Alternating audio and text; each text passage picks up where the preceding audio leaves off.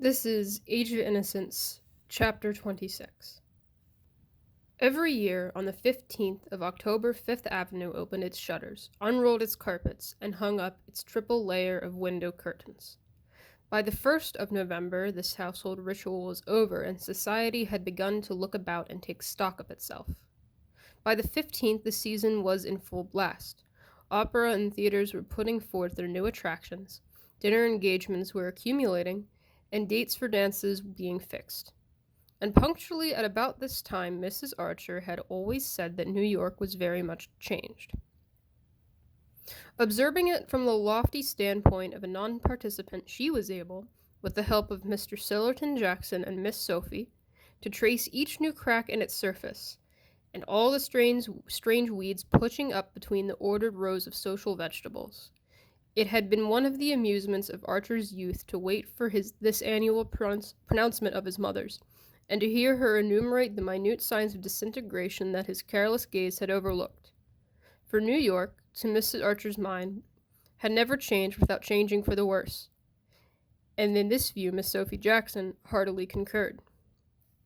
Mr. Sillerton Jackson, as became a man of the world, suspended his judgment and listened with an amused impartiality to the lamentations of the ladies. But even he never denied that New York had changed, and Newland Archer, in the winter of the second year of his marriage, was himself obliged to admit that if it had not actually changed, it was certainly changing. These points had been raised, as usual, at Mrs. Archer's Thanksgiving dinner. At the date when she was officially enjoined to give thanks for the blessings of the year, it was her habit to take a mournful though not embittered stock of her world, and wonder what there was to be thankful for. At any rate, not the state of society. Society, if it could be said to exist, was rather a spectacle on which to call down biblical imprecations. And in fact, everyone knew what the Reverend Dr. Ashmore meant when he chose a text from Jeremiah, chapter 2, Verse 25, for his Thanksgiving sermon. Dr. Ashmore, the new rector of St. Matthew's, had been chosen because he was very advanced. His sermons were considered bold in thought and novel in language. When he fulminated against fashionable society, he always spoke of its trend. And to Mrs. Archer, it was terrifying and yet fascinating to feel herself part of a community that was trending. There's no doubt that Dr. Ashmore is right. There is a marked trend, she said, as if it were something visible and measurable, like a crack in a house. It was odd, though, to preach about it on Thanksgiving, Miss Jackson opined. Her hostess dryly rejoined, "Oh, he means us to give thanks for what's left."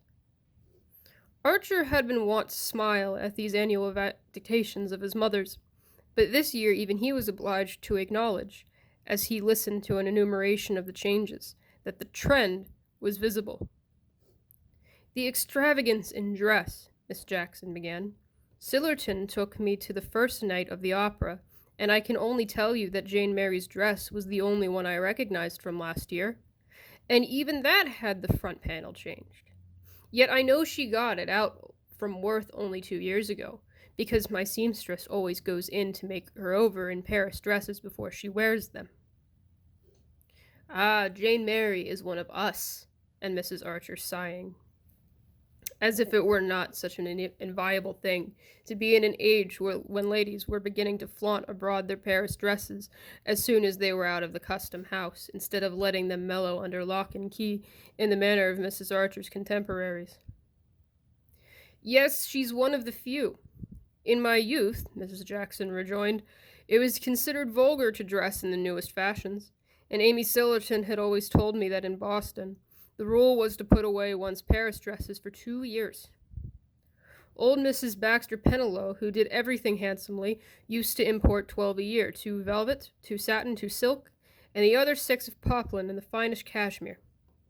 It was a standing order, and as she was ill for 2 years before she died, they found 48 Worth dresses that had never been taken out of tissue paper, and when the girls left off their mourning, they were able to wear the first lot at the symphony concerts without looking in advance of fashion."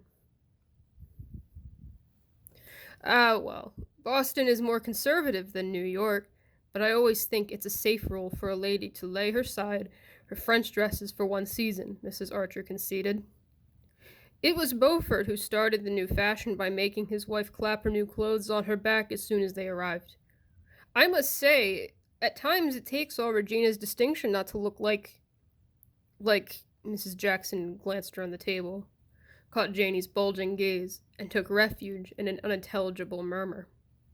Like her rivals, said Mr. Sillerton Jackson with the air of producing an epigram. Oh, the ladies murmured, and Mrs. Archer added, partly to distract her daughter's attention from forbidden topics. Poor Regina. Her Thanksgiving hasn't been a very cheerful one, I'm afraid. Have you heard of the rumors about Beaufort's speculations, Sillerton? Mr. Jackson nodded carelessly. Everyone had heard the rumors in question, and he scorned to confirm a tale that was already common property. A gloomy silence fell upon the party. No one really liked Beaufort, and it was not wholly unpleasant to think the worst of his private life. But the idea of having brought financial dishonor on his wife's family was too shocking to be enjoyed even by his enemies. Archer's New York tolerated hypocrisy in private relations, but in business matters it exacted a limp and impeccable honesty. It was a long time since any well-known banker had failed discreditably, but every one remembered the social extinction visited on the heads of the firm when the last event of that kind had happened. It would be the same with the Beauforts. In spite of his power and her popularity, not all the leagued strength of the Dallas connection would save poor Regina if there were any truth in the reports of her husband's unlawful speculations. The talk took refuge in less ominous topics, but everything they touched on seemed to confirm to Mrs. Archer's sense of an accelerated trend. Of course, Newland, I know you let dear May go to Miss Struthers' Sunday evenings, she began, and May interposed gaily. Oh, you know, everyone goes to Mrs. Struthers now, and she was invited to Granny's last reception. It was thus, Archer reflected, that New York managed its transitions, conspiring to ignore them till they were well over, and then, in all good faith, imagining that they had taken place in a preceding age. There was always a traitor in the citadel, and after he, or generally she, had surrendered the keys, what was the use of pretending that it was impregnable? One of the people had tasted of Mrs. Struthers' easy Sunday hospitality. They were not likely to sit at home remembering that her champagne was transmuted shoe polish. I know, dear, I know, Mrs. Archer sighed. Such things have to be, I suppose, as long as amusement is what people go out for. But I've never quite forgiven your cousin, Madame Olenska, for being the first person to countenance Miss Struthers. A sudden blush rose to young Miss Archer's face. It surprised her husband as much as the other guests about the table. Oh, Ellen, she murmured, much in the same accusing yet deprecating tone in which her parents might have said, oh, the blankers. It was the note which the family had taken to sounding the mention of the Countess Oleska's name, since she had surprised and inconvenienced them by remaining obdurate to her husband's advances. But on May's lips it gave food for thought, and Archer looked at her with the sense of strangeness that sometimes came over him when she was most in the tone of her environment. His mother, with less than her usual sensitiveness to atmosphere, still insisted, I've always thought that people like the Countess Oleska, who have lived in aristocratic societies, ought to help us to keep our social distinctions, instead of ignoring them. May's blush remained permanently vivid. It seemed to have a significance beyond that implied by the recognition of Madame Olenska's social bad faith. I've no doubt we all seem alike to foreigners, said Miss Jackson tartly. I don't think Ellen cares for society, but nobody knows exactly what she does care for, May continued, as if she had been groping for something non-committal. Well, Mrs. Archer sighed again. Everyone knew that the Countess Oleska was no longer in the good graces of her family. Even her devoted champion, old Mrs. Manson Mingott, had been unable to defend her refusal to return to her husband. The Mingotts had not proclaimed their disapproval aloud. Their sense of solidarity was too strong. They had simply, as Mrs. Welland said, Let poor Ellen find her own level, and that, mortifyingly and incomprehensibly, was in the dim depths where the Blenkers prevailed, and people who wrote celebrated their untidy rights. It was incredible, but it was a fact that Ellen, in spite of all of her opportunities and her privileges, had become simply bohemian. The fact enforced the contention that she had made a fatal mistake in not returning to Count Olenski. After all, a young woman's place was under her husband's roof, especially when she had left it in circumstances that, well, if one had ever cared to look to them. Madame Olenska is a great favorite with the gentlemen, said Miss Sophie, with her air of wishing to put forth something conciliatory when she knew that she was planning a dart. Ah, that's the danger that a young woman like Madame Olenska is always exposed to, Mrs. Archer mournfully agreed, and the ladies on this conclusion gathered up their trains to seek the carcel globes of the drawing-room, while Archer and Mr. Stillerton Jackson withdrew to the Gothic library. Once established before the grate, and consoling himself for the inadequacy of the dinner by the perfection of his cigar, Mr. Jackson became portentous and communicable. "If the Beaufort smash comes," he announced, "there are going to be disclosures." Archer raised his head quickly. He could never hear the name without the sharp vision of Beaufort's heavy figure, opulently furred and shod, advancing through the snow at Skuytercliff.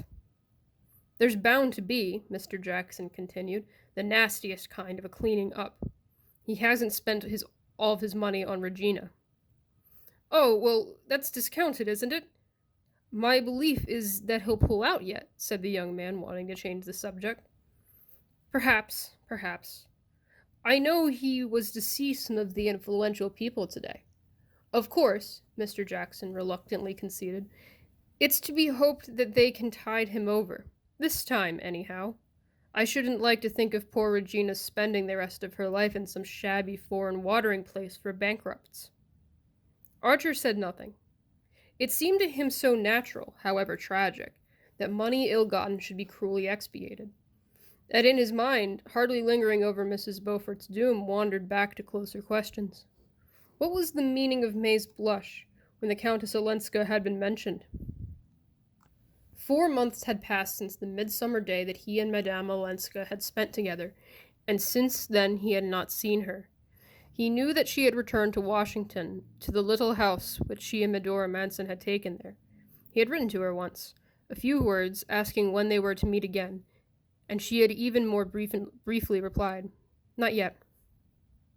Since there had been no farther communication between them, and he had built up within himself a kind of sanctuary in which she throned among his secret thoughts and longings, little by little it became the scene of his real life, of his only rational activities.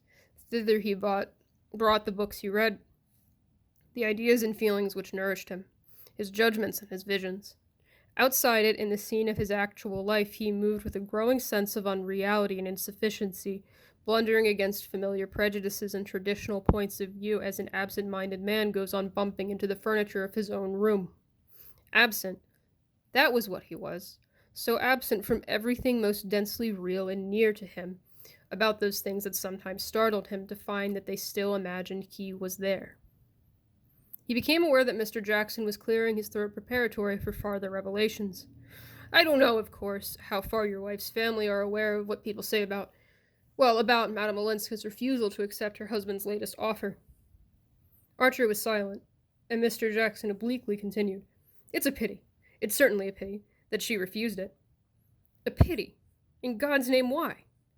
Mr. Jackson looked down his leg to the unwrinkled sock that joined it in its glossy pump. "Well, to put it on the lowest ground, what's she going to live on now? Now, if Beaufort—" Archer sprang up, his fist banging down on the black walnut edge of the writing table. The wells of the brass double inkstand danced in their sockets. "What the devil do you mean, sir?"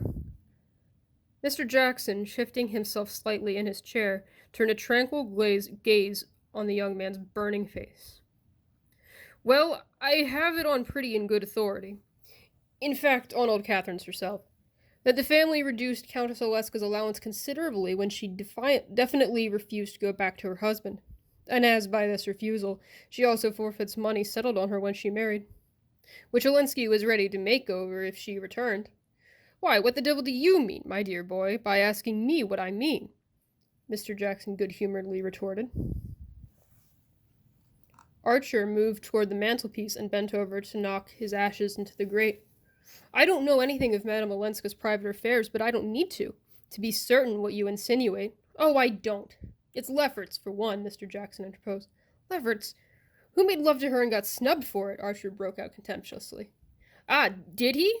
Snapped the other, as if this were exactly the fact that he had been laying a trap for. He still sat sideways from the fire, so that his old hard gaze held Archer's face, as if in a spring of steel. Well, well, it's a pity she didn't go back before Beaufort's cropper, he repeated. If she goes now, and if he fails, it will only confirm the general impression, which isn't by any means peculiar to Lefferts, by the way. Oh, she won't go back now, less than ever. Archer had no sooner said it than he had once more the feeling that it was exactly what Mr. Jackson had been waiting for. The old gentleman considered him attentively. That's your opinion, eh? Well, no doubt you now know. But everyone will tell you that the few pennies Medora Manson has left are all in Beaufort's hands, and how the two women are to keep their heads above water unless he does, I can't imagine. Of course, Madame Olenska may still soften old Catherine, who's been keeping most inexorably opposed to her staying, and old Catherine could make her any allowance she chooses. But we all know she hates parting with good money, and the rest of the family have no particular interest in keeping Madame Olenska here. Archer was burning with unavailing wrath. He was exactly in the state when a man is sure to do something stupid, knowing all the while that he is doing it. He saw that Mr. Jackson had been instantly struck by the fact that Madame Olenska's differences with her grandmother and her other relations were not known to him, and that the old gentleman had drawn his own conclusions as to the reasons for Archer's exclusion from the family councils. This fact warned Archer to go warily, but the insinuations about Beaufort made him reckless. He was mindful, however, if not of his own danger, at least the fact that Mr. Jackson was under his mother's roof, and consequently his guest. Old New York scrupulously observed the etiquette of hospitality, and no discussion with a guest was ever allowed to degenerate into a disagreement. Shall we go up and join my mother?